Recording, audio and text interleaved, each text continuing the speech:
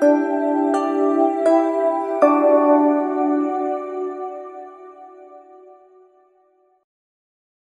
next morning, Dawood awoke in a tent on a dusty field. He was very tired after his nighttime journey. He stumbled outside, blinking in the bright sunlight. To his amazement, he found himself at the very back of a sea of soldiers. Their shields and swords and helmets glittered in the sunlight. Some wore armour, some carried spears.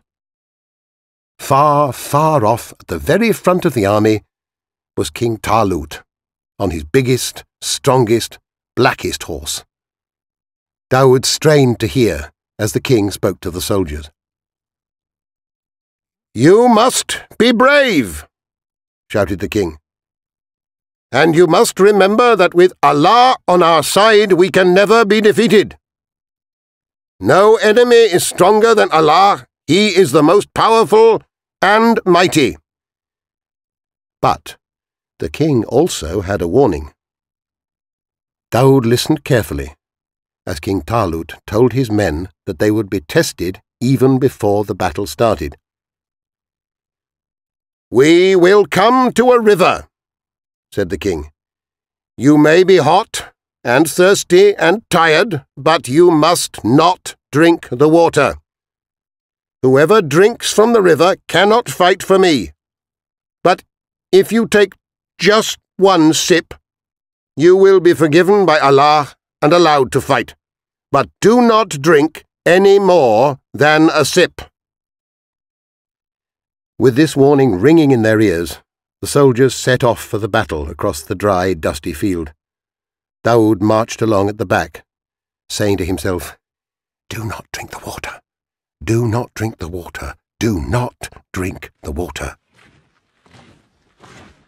It was hot, and the blazing sun beat down on King Jaloot's army.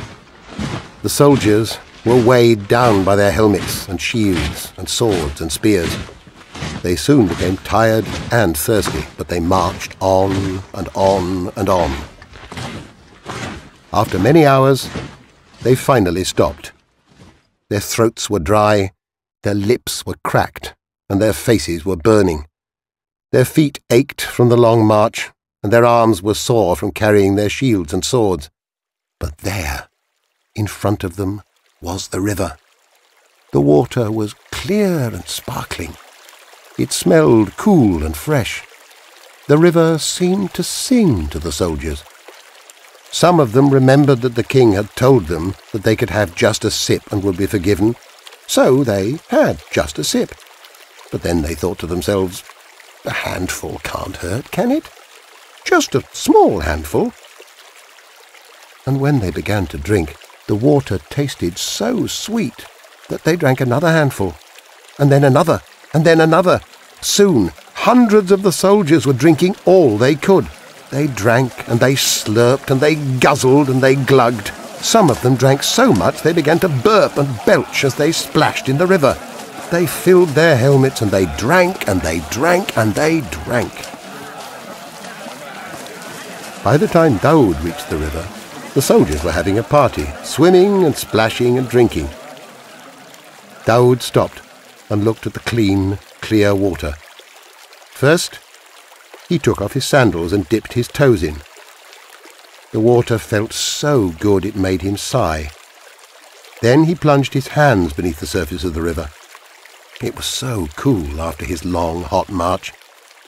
But Dawood remembered the king's warning. "Do not drink the water," he said to himself. He took out not a handful of water, but a handful of stones.